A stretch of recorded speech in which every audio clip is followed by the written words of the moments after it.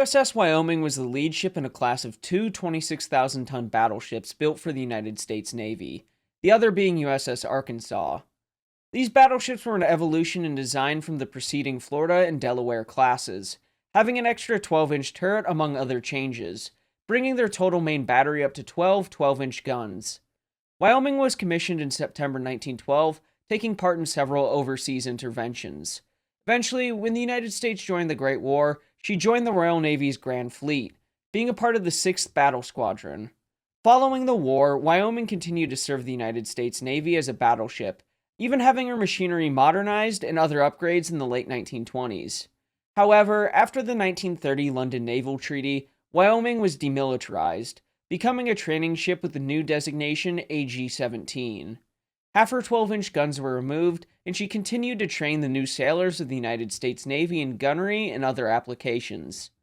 A vital task she undertook was becoming a full-time gunnery training school, notably with anti-aircraft guns of all shapes and sizes just before the United States joined the Second World War. During the war, her remaining 12-inch guns were removed and replaced by 5-inch guns, giving her a unique appearance. In 1945, she became an experimental gunnery ship until August 1947, being scrapped 2 months later. Wyoming class had its origins at the Newport Conference of 1908, where it resulted in a new series of battleships, the earliest of which would survive into the Second World War. The Wyoming class and the preceding New York class represented a transitional phase in the design of new warships, marking the end of the Board of Construction's control over the design and the General Board having more control in the process. As a transitional phase, the Wyoming class was designed by the Board of Construction in response to a general directive from the Newport Conference, whereas the New Yorks were also a Board of Construction design with influence from the General Board, of which they would go on to take what they learned from the process and apply it to the Nevada class in the 1910s. There was pressure for a wholly new design stemming from the fact that gun sizes around the world were increasing. The British were adopting the new 13.5-inch gun on their battleships, like the Orion class, or their battle cruisers, these being the Splendid Cats, along with the German Navy making the jump from 11-inch guns to 12-inch guns.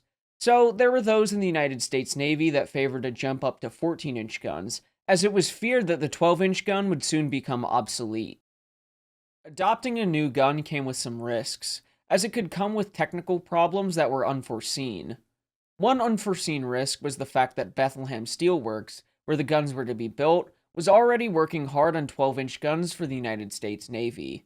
The adoption of 14-inch guns would require extensive delays in the construction of the ships, so in essence, there weren't any 14-inch guns to go around at the time of construction. These problems led to many disagreements and discussions between the various boards, with even President Theodore Roosevelt, whom it must be said had a great interest in the development of the United States Navy, got involved. Eventually, the Bureau of Ordnance decided that an evolution of the 12-inch 45 caliber gun should be developed in conjunction with the new 14-inch gun, the evolution being a 12-inch 50 caliber gun. This decision was made with the fear of delaying the completion of the new battleship and other navies building new dreadnoughts, as for example, the Russians were building the Ganget class. On March 3, 1909, Congress authorized these two new battleships to be built, at 26,000 tons. The battleships were the largest in the world, causing some strife in Congress as some felt that paying for these new vessels was unnecessary. Of course, at the time, they were led by Senator Tillman from South Carolina. When we discuss more ships from the United States Navy during this period, we'll see him some more. Wyoming and Arkansas were the last battleships built for the United States Navy armed with 12-inch guns.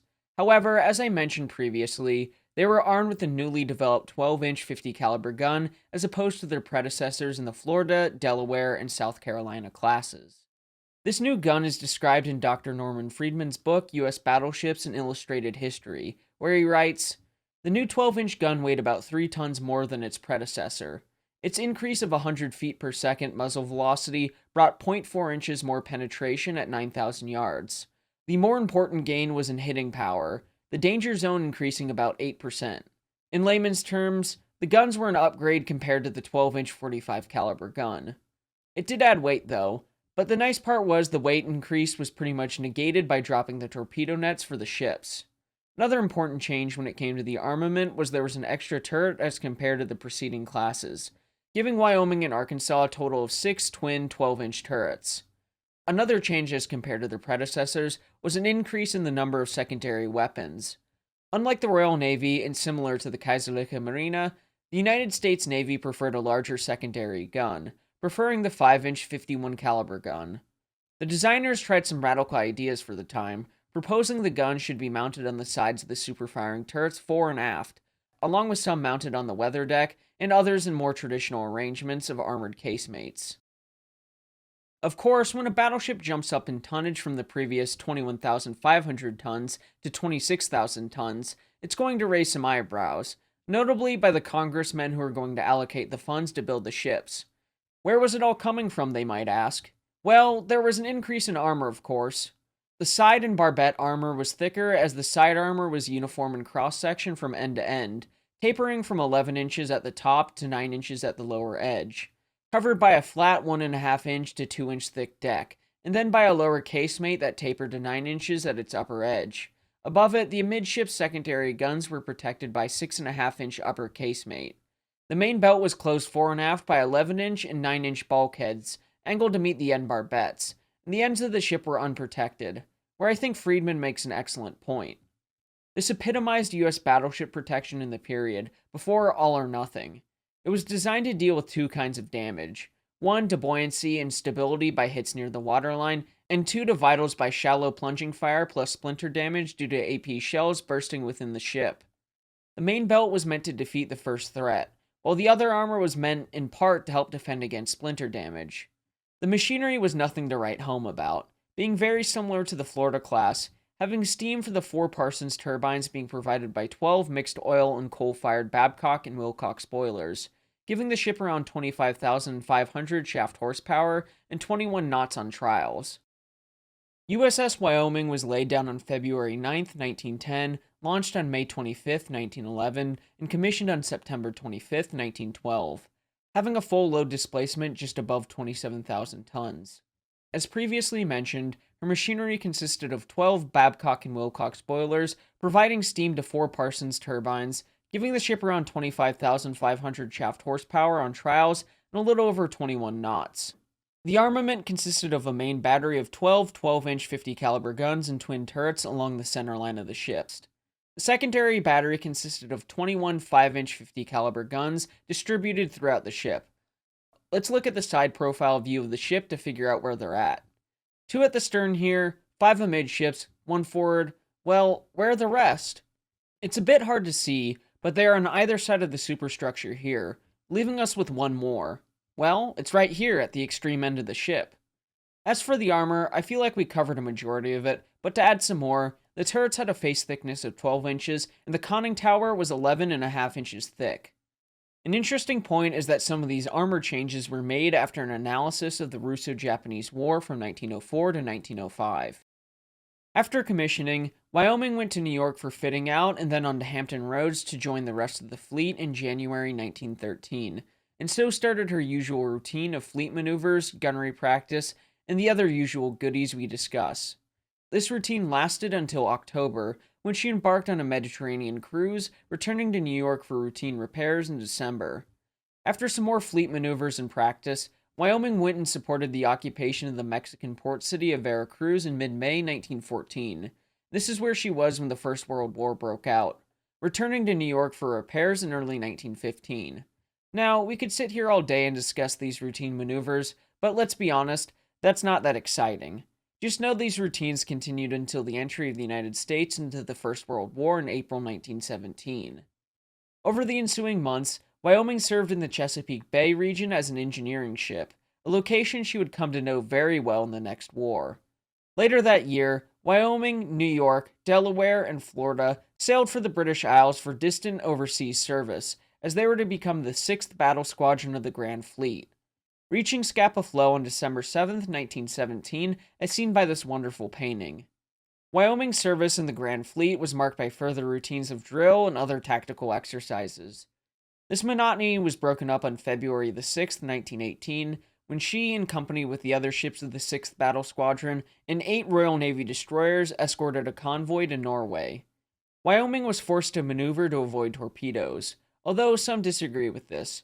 where Robert K. Massey writes in Castles of Steel, Britain, Germany, in the winning of the Great War at Sea. Having delivered the convoy's 30 merchant vessels, and while waiting to pick up a return convoy, Rodman's, the admiral in charge of the convoy, ships were attacked by submarines, or so they believed. 3 of the 4 battleships reported seeing periscopes and torpedo wakes. Wyoming's captain was unconvinced that submarines had been present, and a British destroyer reported porpoises. The remainder of the war proved uneventful for Wyoming, although she was present for the surrender of the High Seas Fleet, helping to escort it to the Firth of Forth to be interred. After some more time spent in European waters due to serving as an escort for President Woodrow Wilson, she returned to New York City on Christmas Day, 1918. Following this and some repairs, she went on winter maneuvers in the Caribbean, slipping back into that routine on the East Coast until the summer of 1919, when she was transferred to the Pacific Coast, operating out of San Pedro, California, where she would operate and exercise off the Southern Californian coast, and on to Hawaii near the end of August for maneuvers throughout September. After the conclusion of those drills, she ventured down to Chile to be reviewed by the Chilean president and returned to the east coast of the United States via the Panama Canal for more routine maintenance.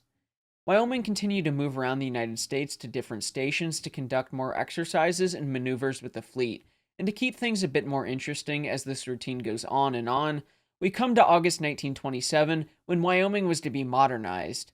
BB-32, as she'd been designated since 1920, had been having a rough time of it as of late. Her machinery, old as it was restricting her to 14 knots by 1924, and realistically a range of 6,700 nautical miles at 10 knot speed, instead of the 8,000 she was designed for.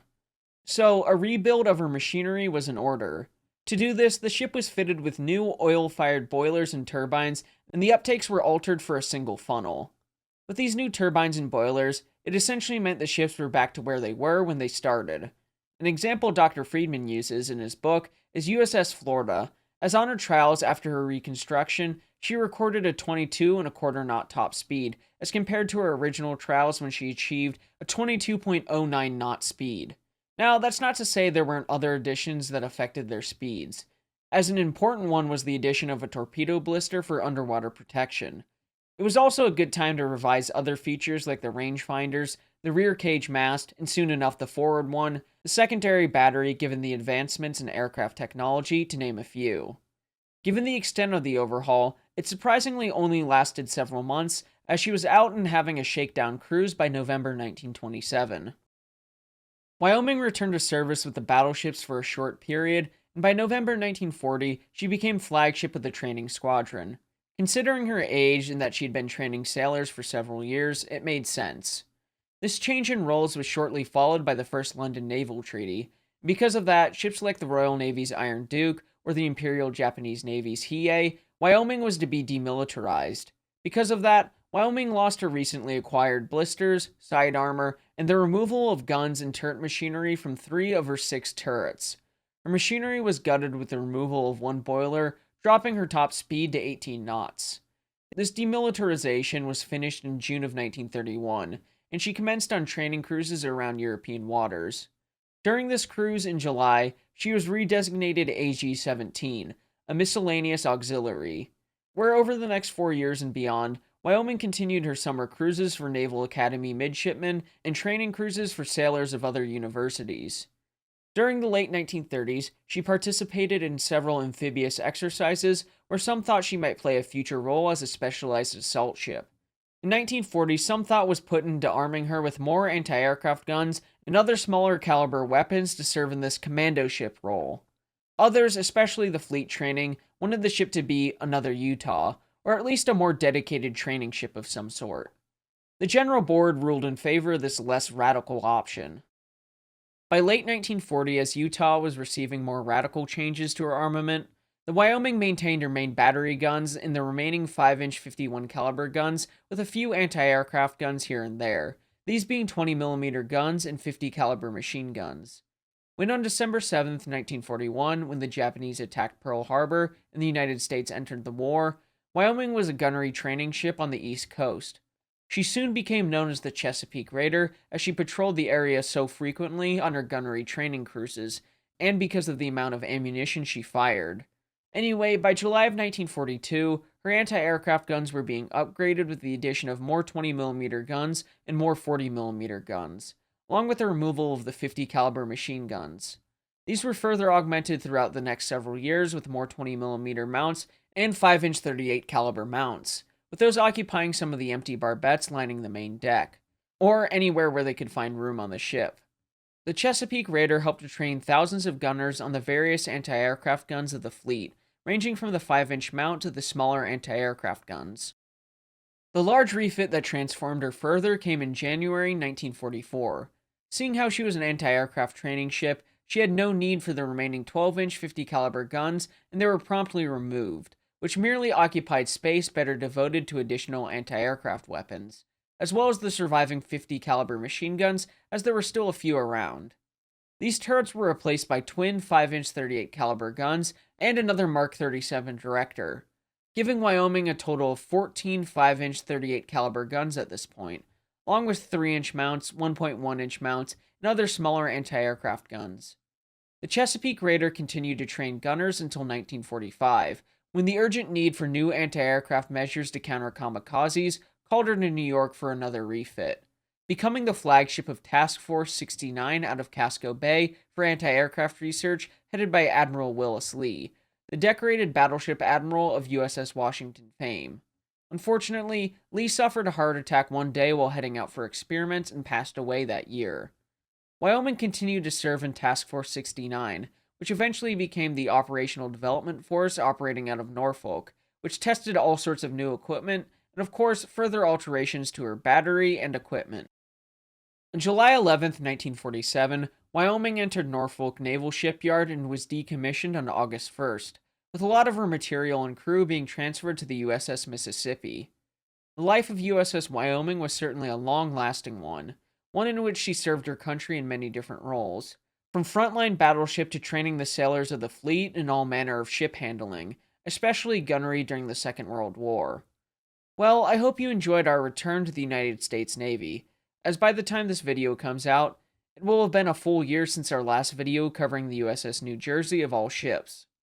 Let me know if I should finish that series down below. I really haven't thought about it in a while, and I think it would be a nice thing to do, considering her recent dry docking. Thanks for watching, and don't forget to like and subscribe, as it'll help the channel to grow. Until next time, my friends, have a great day.